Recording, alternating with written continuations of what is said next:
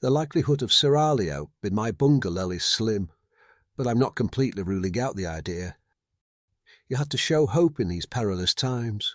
You can't negate shenanigans without cause, and if there's still some chance you might belly dance, I'm willing to fructuate it deliciously in my dreams. I recline on the beanbag and think of the Ottoman Empire. For a documentary on BBC4, I saw how it foundered due to myriad competing ideologies. Hers for mine and mine for her are examples of the fragile cords that bind affiliations. I intend to strive for friendly interpersonal relations, mindful of the fact that I fear they frayed. Am I making much sense? Of course not. Let me try again. Marriage is an act. Through diplomatic channels, her mother, my dad, the cat, we somehow edge towards concord. We welcome king and queendoms.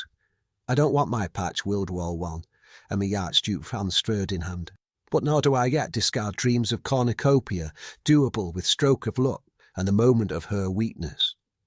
I dream of palm trees, oases, figs. Realpolitik and pragmatism with a dose of good old-fashioned masculine, fwall, get in, is what I bring to the table.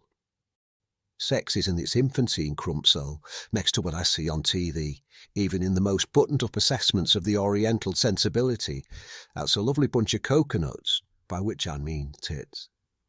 So while I offer her a decent wage, checkbook, rudiments of car mechanics, knowledge she has nothing to fear for my expertise, there is still a little bit of dog in the old man yet.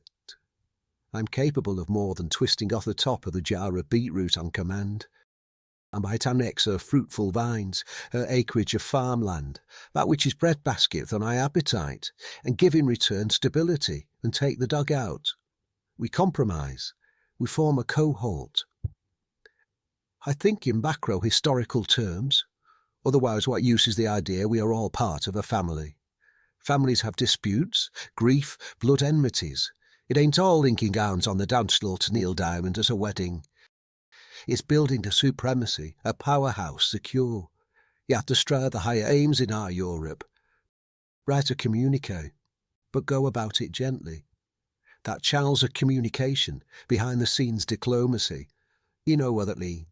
Win the dog round with a biscuit, bribe the cat, get the goldfish to grow fat with all the loving care lavished on it, so she calls it frankly reminiscent of koi carp. Such a naturally lush farmland this place can be, for her to raise her babies. That's a sense I wish to communicate. I buy peats from the garden centre, and with this an ambience is set. If she'd like to go to this place on holidays and spend 10 days, then that can stretch to 14, and before you know it whole years pass. I'll back up the thermostat, my bungalow like a Turkish harem. Is it too fanciful to think? Great conquests begin with a hurt in the chest, ache in the breastbone. Alexander the Great presumed, and without that would he have bestrode all the known world? No. The lesser angels of my nature say stay right where you are, and don't extend your powers of influence. Stronger, pulsing deep is the need instituted by the History Channel to create law of my own and wield a stick to those who think I'm terribly deluded. Like her with the letter E, who would say there are more important things than building dynasties, such as the dishes.